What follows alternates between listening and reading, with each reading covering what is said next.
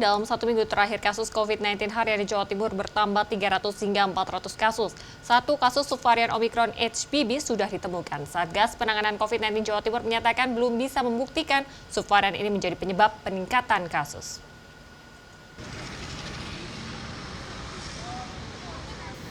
Kasus COVID-19 harian di Jawa Timur bertambah 374 hingga 473 kasus mulai 25 hingga 29 Oktober 2022. Jika dibandingkan dengan minggu-minggu sebelumnya, peningkatan kasus harian sekitar 100 hingga 300 kasus.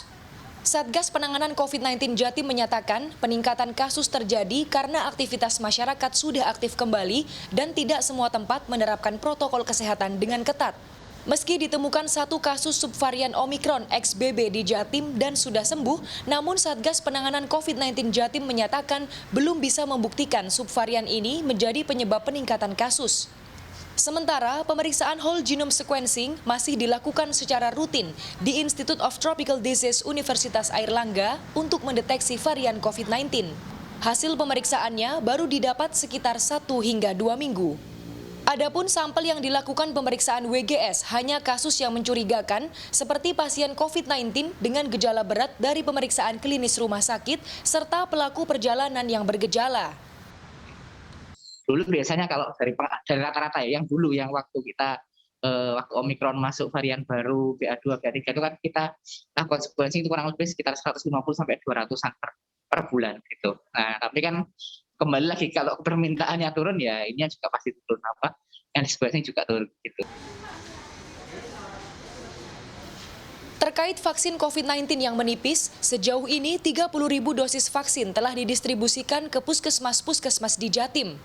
Rencananya 245.000 dosis vaksin Pfizer akan dikirimkan Kementerian Kesehatan ke Jatim melalui komunitas. Dia yang membantu mengalokasikan gitu. Karena kan kadang-kadang kan kalau misalnya hanya lewat dinas saja, kadang-kadang kan secara birokrasinya lebih panjang, lebih ribet. Dan kadang-kadang untuk bisa menyampaikan ke dinas kota kabupaten itu birokrasinya lebih kompleks lah. Sedangkan kalau komunitas kan misalnya nih ternyata ada kabupaten A, dia lagi COVID-nya lagi tinggi, terus dia butuh cepat segera vaksin. Nah, mereka bisa menurunkan melalui itu.